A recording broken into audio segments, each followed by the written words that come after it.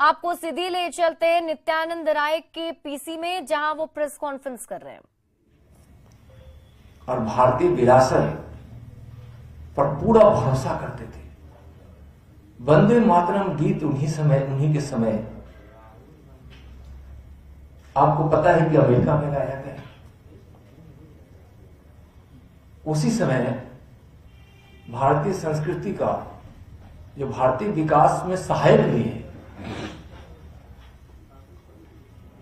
उसकी बात अटल जी हमेशा कहा करते थे। अटल जी की 5 कविताओं को पढ़ लेंगे तब नीतीश जी को समझ आएगा कि अटल जी की भावनाएं क्या थी। पेपर लीक का मामला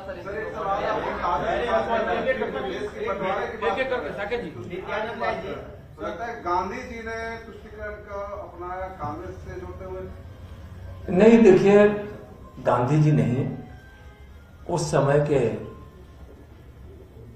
कुछ नेताओं की यह भूल थी और शायद तत्काल पद पा लेने की जो इच्छा थी,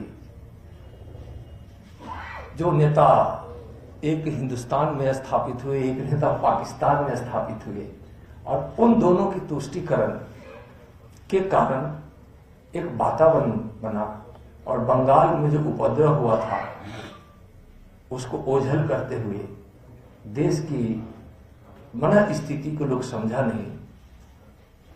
कुछ लोगों ने पद की लोलुपता और अति शीघ्रता के लिए देश के बंटवारा की नींव डाल दी। राहुल गांधी ने ये कहा है कि अब्दुल बारी सिद्दीकी का आरोप है कि भारत में और खास करके बिहार में अब अल्पसंख्यकों का रहना मुश्किल है। केंद्रीय गृह राज्य मंत्री हैं आप, समूचे देश के लॉ एंड ऑर्डर और आदमी के नागरिक की सुरक्षा की जिम्मेदारी आप पर भी है। अब्दुल बारी सिद्दीकी जैसे नेता का यह बयान किस रूप में आप देखिए, बिल्कुल उनका बयान गलत था। और आप कह रहे हैं कि आप भारत के गृह राज्य मंत्री भी हैं। मैं भारत के गृह राज्य मंत्री होने के नाते कह रहा हूं और बहुत जोर देकर कह रहा हूं कि हिंदुस्तान ही एक ऐसा देश है जहां सब सुरक्षित है और अल्पसंख्यक भी सुरक्षित है।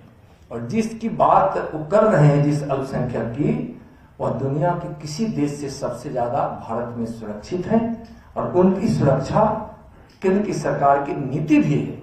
इसलिए वह जो कह रहे हैं वह आरजेडी के खोते हुए जनाधार से अलबलाकर वह ऐसी भाषा बोल रहे हैं। आज बताइए ना, विकास की गंगा जो माननीय प्रधानमंत्री जी के भगीरथ प्रयास से बह रही है, क्या चिन्हित करके होता है? जो क्राइटेरिया, उसके आधार पर सबका साथ, सबका विकास हो रहा है। और सबसे ज्यादा सुरक्षित जिस अल्पसंख्यक की बात कर रहे हैं वह भारत में है। और भारत का एक एक नागरिक यह भी महसूस करता है कि दुनिया का सबसे सुरक्षित देश अभी भारत है।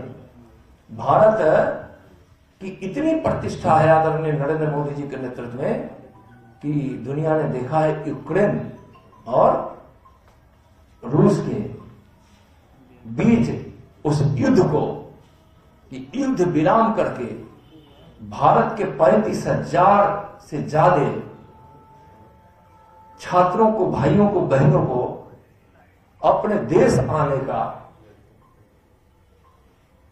एक प्रकार से मौका दिया। तो केंद्रीय